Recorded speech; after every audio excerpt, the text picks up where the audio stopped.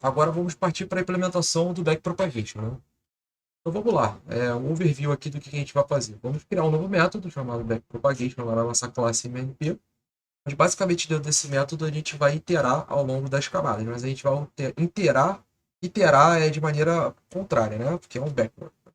Ou seja, a gente vai partir da última camada até a camada de índice 1, não a primeira camada que é a de input, que é de índice 0. Por quê? Como a gente quer atualizar os valores de peso, o array de peso, se lembra, não tem o mesmo número de camadas. É um número de camadas menos 1, porque tem a ver com as conexões que existem entre as camadas e não o número de camadas. Por isso que a gente vai variar entre a última camada e a camada igual a 1, que é a primeira camada escondida. Dentro dessas iterações, o que a gente vai fazer de conta? A gente vai calcular o delta primeiro, e aí o delta varia em relação à camada que a gente está, ou na última camada, que é calculada dessa forma usando o y-target, ou seja, a gente vai ter que ir no backpropagation dar esse y-target para poder calcular esse primeiro delta, ou então não estando na última camada. Né? No caso que você não tenha a última camada, esse delta aqui que você calcula é o delta que você calculou anteriormente. Ou seja, se você está passando da última camada para a penúltima camada, na última camada você calculou esse delta, na penúltima camada, para calcular o delta dele, você vai usar esse delta que você acabou de calcular. E assim sucessivamente. Sempre o delta da camada à frente. Né? Um outro detalhe importante aqui, que esse dot product aqui é em relação à transposta do peso daqui, né? Dessa camada em questão. Tem que transpor aqui, senão a outra conta não vai dar certo. Depois que você calcula o delta, na sequência você calcula o gradiente. Né? E aí, para você calcular o gradiente, você usa o delta que você acabou de calcular e o output da camada anterior. E aí, o que acontece? Essa operação matemática daqui, ela não é um dot product. Ela é um produto exterior entre esses dois tensores aqui, tá? Então, eu vou ter que ensinar para vocês com calma como é que faz isso aqui no NumPy, não tem nada demais. Mas tem que ter uma certa atençãozinha aqui para fazer essa conta, ok? A gente vai falar isso no detalhe. De qualquer forma, o resultado dessa conta é um resultado que você vai ter valores de gradiente para cada amostra. Por quê? Porque como essas contas aqui você está usando, essa parte do y, né? E o y ele varia na dimensão das amostras, no caso 200 amostras. Então aqui no final das contas você vai ter 200 valores de gradiente. Os pesos, eles não variam, não tem dimensão de amostra. Ou seja, eu vou ter que, de alguma forma, condensar essa informação que está amostra a amostra, acabar com essa dimensão. E com esse valor condensado, digamos assim, a gente de fato faz a atualização do peso de bias. Então, o que a gente faz aqui para eliminar essa dimensão de amostra? A gente tira a média ao longo dessas amostras. Tá? A gente vai ter um gradiente médio ao longo das amostras. Isso tudo a gente vai mostrar agora no detalhe na hora que a gente for implementar. Então, vamos lá.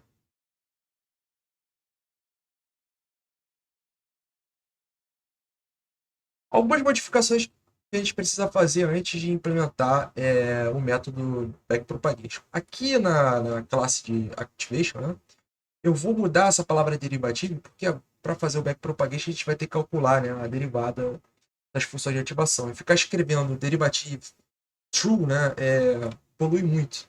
Então, vamos mudar aqui para um D maiúsculo. Então, D maiúsculo aqui. Esse cara daqui eu nem preciso colocar, porque o default já é false. Então não precisa. Aqui você muda para D maiúsculo, D maiúsculo. Beleza, tudo certo. Okay? Outra modificação aqui que vai ser importante. Como você já deve ter percebido, para fazer o backpropagation eu preciso da informação de todos os outputs de todas as camadas. Quando a gente fez o método predict, a gente não mandou serem armazenados todos os outputs. Você vai atualizando o output e você só retorna o output da última camada. Você não armazena esse camada. Então, num contexto de treinamento, a gente vai ter que armazenar apenas no contexto de treinamento. Porque numa previsão normal, realmente não é útil ficar armazenando isso tudo. Então, para isso, vamos fazer a seguinte modificação. Vou criar aqui uma variável train. Eu vou botar lá false, com o valor default dela. E aí eu vou fazer o seguinte, ó. If training,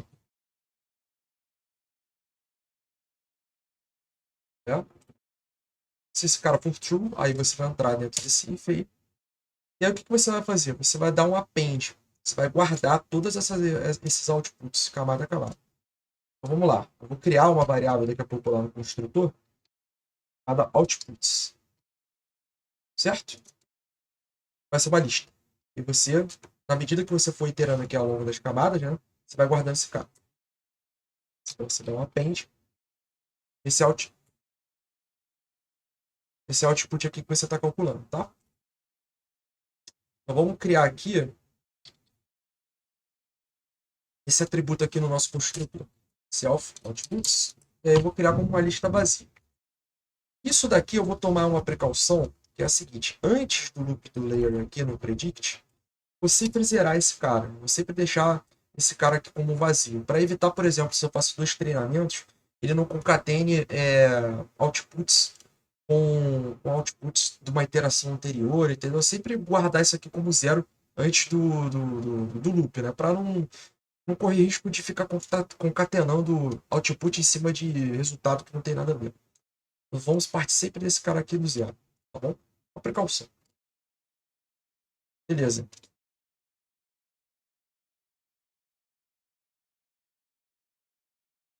Vamos partir aqui então para implementar com calma o nosso backpropagation.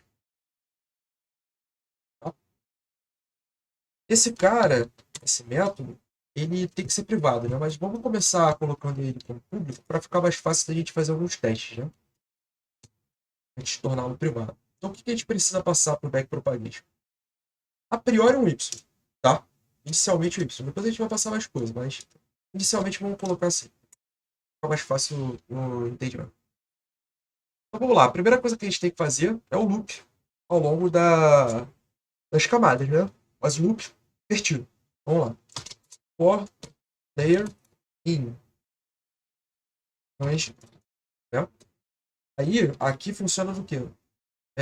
Partir da onde, né? Da última camada, ou seja, da output layer, até a camada zero, com incremento de -1 e -1, tá? Então vamos lá. Ele vai até a camada zero? Não. Do mesmo jeito que você manda dar um range 5, ele vai 0, 1, 2, 3, 4. Certo? Ele nunca vai até o último valor que você impõe, é sempre até um anterior. Mesma coisa aqui quando é invertido. Aqui no caso, da output layer. Qual é a nossa output layer no exemplo que a gente está dando? A nossa rede neural tem 5 camadas. Então é 0, 1, 2, 3, 4. Então ele vai começar a dar 4 e vai fazer 4, 3, 2, 1. Ele nunca vai até o último. Mesma coisa. Novamente, a gente vai fazer isso por quê? Não vamos até o último, porque a gente está atualizando os pesos. Né? E a quantidade de pesos que a gente tem guardado não é igual à quantidade de camadas que a gente tem. É sempre -1. Por isso que a gente não vai até o último. Tá? Então aqui a gente começa igual no predict. A gente precisa extrair qual é a função de ativação da camada em questão que a gente está. Né? Então vamos copiar e colar aqui. Né? Activation name, depois a função de ativação. Tá bom? A primeira coisa que a gente tem que fazer é calcular o delta. O delta vai variar em função da layer que a gente está. Se a gente está na última ou não. Então, se a layer for igual a cell output layer, né, então o delta é calculado de uma forma. Se não tiver nessa última camada, delta vai ser calculado de outra forma. Então, vamos aqui para a última camada. Qual é a expressão? Primeiro a gente tem que pegar a derivada da função de ativação. Então, é essa activation que a gente acabou de definir ali em cima. Quem é que você vai passar para dentro dessa activation? O output da camada que você está. Certo? Está lá no equacionamento. Vamos lá. Como agora a gente tem armazenado todos os outputs da camada, vamos lá. Outputs da camada que eu estou. Tá bom? Mas aqui eu tenho que dar o flag, que é a derivada.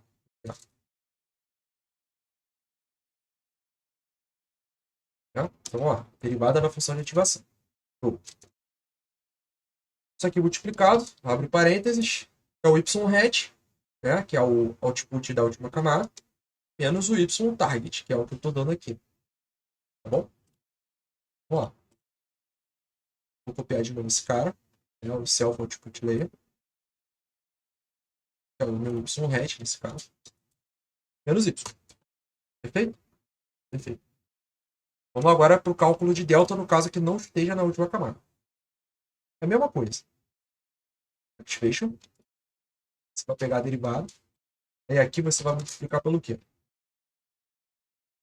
Pelo NumPy dot. Você vai lá o dot product. Entre o delta, que você calculou anteriormente.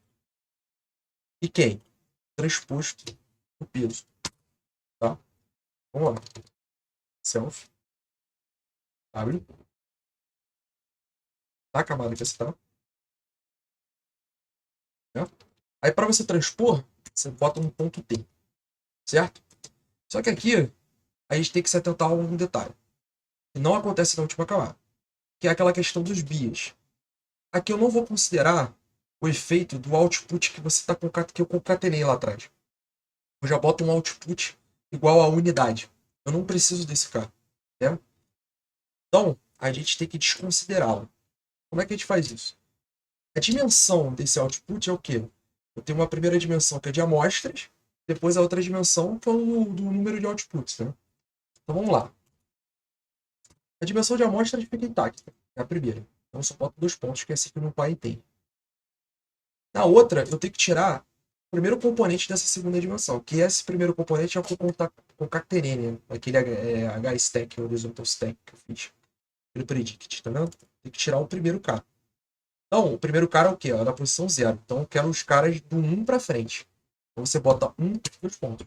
Isso aqui o NumPy entende que é para tirar o 0. Ou melhor dizendo, todo mundo antes desse cara daqui, no caso 1. Beleza? Do mesmo jeito que você coloca isso daqui aqui, certo? Você tem que colocar aqui nos pesos. Porque do mesmo jeito que aqui a gente concatena nos outputs, né? Lá nos pesos, quando a gente inicializou esses pesos, a gente forçou um componente a mais naquela primeira dimensão deles, né? De tal forma que a gente agora tem que tirar esse efeito. Tá? Até porque se eu não fizer isso, se eu tiro daqui e não tiro daqui, eu não consigo fazer essas contas, né? Porque vai ter problema de dimensões diferentes. Né? Então, beleza. Vamos aqui printar na tela, para poder dar uma olhada no que está acontecendo. Vamos lá. Vou printar aqui a layer. Layer. Passa aqui para ficar fácil de escrever. Vou dar um tab aqui só para uma coisa não ficar colada na outra, né? Eu vou escrever aqui o output da camada anterior, né?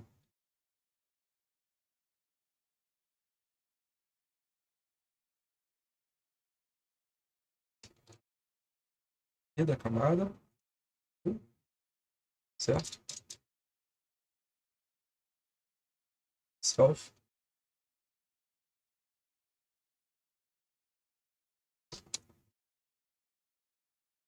Putz.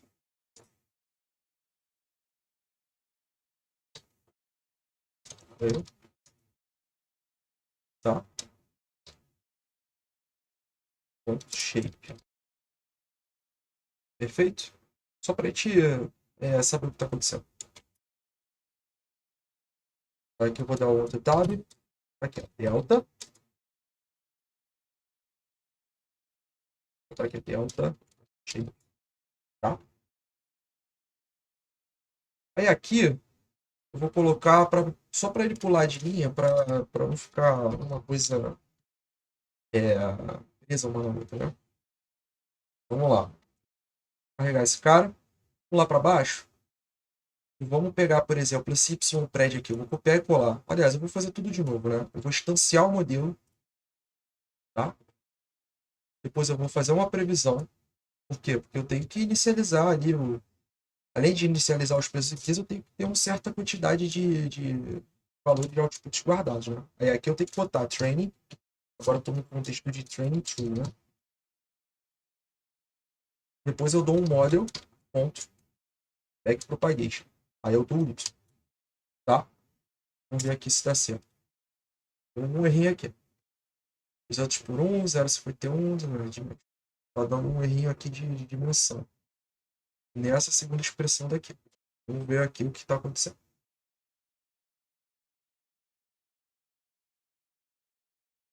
Hum,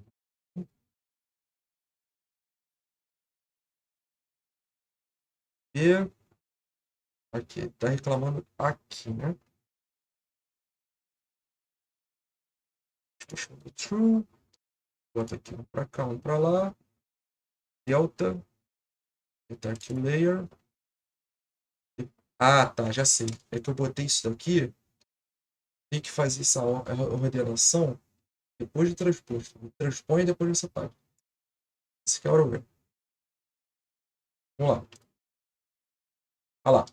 Você vê aqui que está no backpropagation mesmo. Ele começa da última camada e vai descendo. Até a layer 1. Nunca chegando na 0. Aí aquele output layer. Tá aqui, ó. 200 por 1, 200 por 1. 250 por 1, 250. Tá. Beleza.